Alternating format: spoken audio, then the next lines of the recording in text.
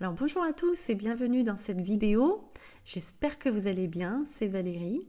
Aujourd'hui, on va se demander combien de temps ça prend de s'occuper d'un logement Airbnb. Alors, il y a deux choses qu'il faut distinguer, c'est le temps que ça va nous prendre au départ et le temps que ça va nous prendre après au quotidien de s'occuper de notre logement. C'est surtout ça que je voudrais qu'on voit ensemble, même si je vais vous expliquer mais rapidement ce qu'il faut faire au départ et le temps que ça prend un petit peu. Alors, au départ, il faut équiper votre logement. Donc, le meublé, bien sûr, puisque c'est un meublé de tourisme, il faut fournir la vaisselle, les ustensiles de cuisine, les draps, les serviettes. Alors, pensez à acheter plusieurs kits de draps et de serviettes parce qu'il y a souvent des trous, des taches, donc il faut renouveler régulièrement le linge. Il faut prendre aussi des produits d'entretien, une boîte à clés si vous pensez en prendre une, la décoration. Il faut mettre le Wi-Fi rapide, la télé, la machine à café. Alors là, tout va dépendre de ce que vous voulez offrir à vos voyageurs, mais vous pouvez rajouter un grille-pain, une bouilloire, un blender. Dans tous les cas, obligatoire du papier toilette, du savon, du shampoing, un oreiller par voyageur. Pensez aussi obligatoirement au détecteur de fumée. Ça, c'est obligatoire dans toutes les habitations. Vous pouvez mettre une trousse de premier secours, ça ce n'est pas obligatoire, c'est à vous de voir. Pour l'accueil des voyageurs qui viennent en déplacement pro, vous pouvez leur mettre un bureau, un bon éclairage, un siège. Pour les voyageurs qui viennent avec des enfants, vous pouvez mettre une chaise haute, un lit parapluie. Et pour les voyageurs qui viennent avec des animaux, vous pouvez prévoir des gamelles pour la nourriture et pour l'eau. Pensez à des plaids supplémentaires que vous pouvez mettre dans les placards ou sur le canapé. Vous pouvez mettre une housse pour protéger votre canapé, une toile cirée pour protéger la table. Et alors, petit détail que je mets tout le temps dans les appartements, c'est, vous savez, le dessous de plat, parce que j'ai eu quantité de tables brûlées par les voyageurs qui mettent directement la casserole brûlante sur la table. Donc, pour préserver la longévité de votre table, mettez toujours le petit dessous de plat et vous le laissez sur la table. Voilà. Alors, il y a des entreprises qui vous proposent, vous allez chercher sur Internet pack mobilier Airbnb et vous allez voir des entreprises qui vous proposent des packs déjà tout faits, à louer ou à acheter et vous allez pouvoir même prendre le devis pour le mettre dans la demande de prêt immobilier. Comme ça vous évite de sortir de la trésorerie. Alors nous, honnêtement, on ne l'a jamais fait, donc je n'ai pas d'entreprise à vous conseiller, mais si vous voulez gagner du temps, mais pourquoi pas, ça peut être une solution. Alors maintenant, oui, alors ça c'est moins rigolo, bon, les déclarations. Alors, il y a certaines communes qui demandent à ce qu'on leur demande une autorisation de changement d'usage, donc ça prend un petit peu de temps déjà d'avoir cette autorisation. Dans tous les cas, pour tous les logements de toutes les communes, il faut faire une déclaration en mairie. Ça, c'est obligatoire, sinon on a une amende. C'est gratuit. Il y a certaines communes qui nous permettent de le faire en ligne, donc à voir avec votre mairie. Après, il faut faire aussi l'inscription sur le guichet de formalité des entreprises pour avoir un numéro SIRET. Ça, c'est obligatoire. C'est gratuit aussi. Et après, il y a les photos et l'annonce de votre logement. Alors ça prend un petit peu de temps. On détaillera tout ça dans une autre vidéo. Et voilà, vous êtes parés, vous avez votre logement et vos premières réservations. Donc comment on s'en occupe maintenant au quotidien de notre logement ? Alors le ménage, très important. Donc il y a plusieurs possibilités. Soit vous vous en occupez vous-même. Bon, ce que je vous déconseille parce que ça prend beaucoup de temps. Mais si vous voulez vraiment le faire, alors pour vous dire, un studio, ça va prendre à peu près 1 heure. Un T2, T3, ça peut prendre 2 heures, 2 heures et demie.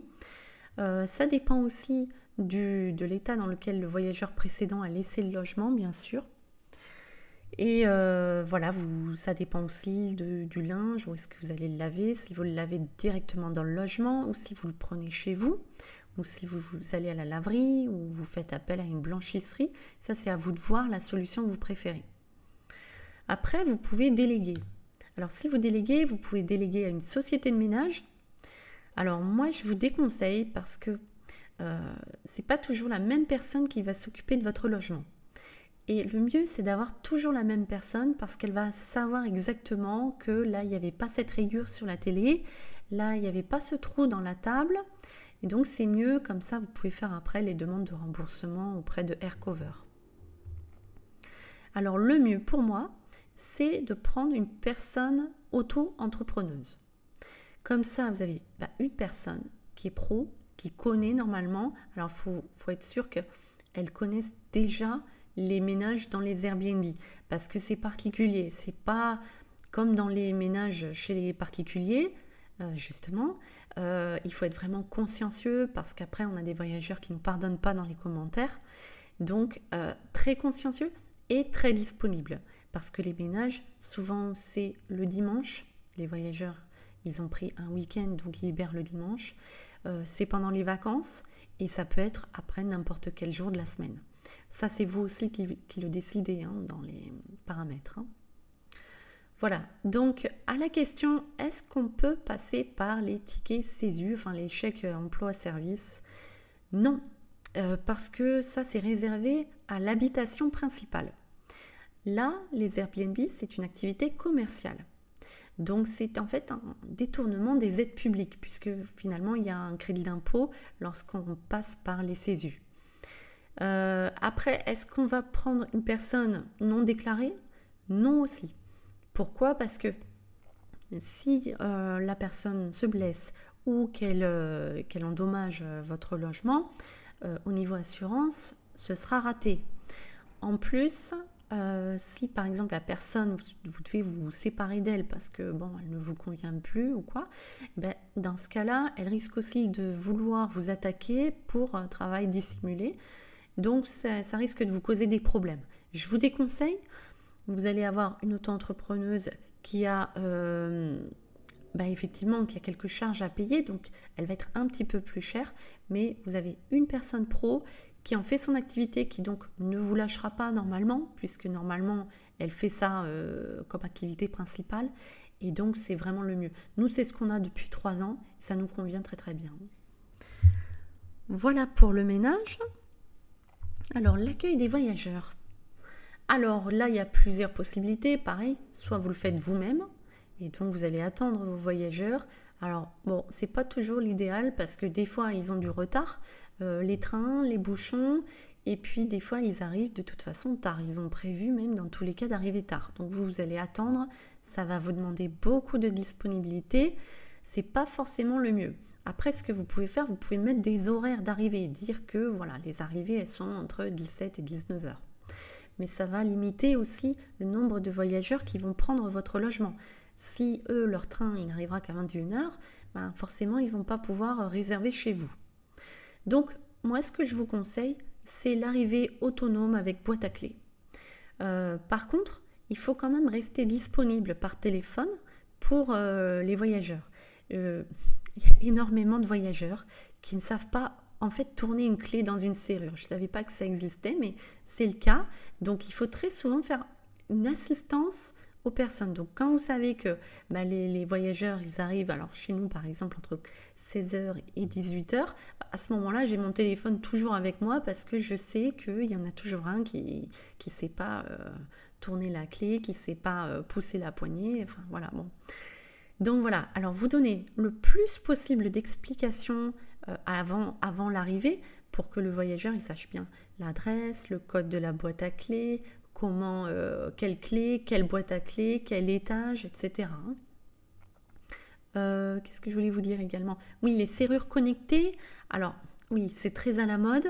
Moi, j'évite parce qu'on peut avoir des voyageurs étrangers qui n'ont pas de données mobiles en France. Donc ça va leur poser un problème.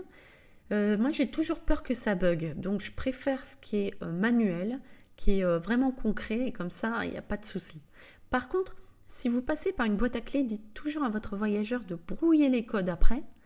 Et parce que oui, si le code reste affiché, tout le monde va pouvoir rentrer après. Et puis vous changez régulièrement les codes. Donc pensez à remettre les messages à jour.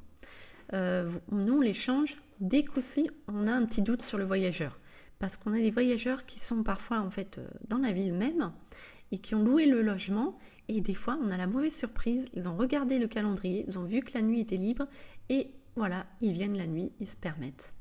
Donc, changez, dès que vous avez un doute, changez régulièrement les codes. C'est vrai que ça fait un petit travail de plus, mais voilà, ça vous donne aussi la tranquillité de ne pas avoir à accueillir vos voyageurs à chaque fois qu'ils arrivent. Voilà. Alors par contre, oui, je voulais aussi vous dire, je reviens sur la slide, c'est que dans tous les cas, pour les messages, que ce soit à l'arrivée, que ce soit en cours de route, bien sûr, on peut automatiser tout avec Airbnb, mais toujours penser à communiquer quand même un minimum parce que les voyageurs aiment bien quand même ne pas être complètement anonymes, qu'on prenne de leurs nouvelles, qu'on leur demande si le voyage s'est bien passé, c'est bien apprécié ça. Donc voilà, ça vous fait toujours un petit contact et c'est ce qui va faire que le voyageur va vouloir revenir chez vous après. Voilà, qu'est-ce que la remise des clés, c'est pareil. Il peut remettre directement dans la boîte à clés. Sinon, si vous avez remis les clés en main propre, à vous de voir, est-ce qu'il remet... Alors, il y en a, je sais qu'il y a des autres qui disent remettez dans la boîte aux lettres. Sinon, il vous faut de nouveau reconvenir d'un rendez-vous.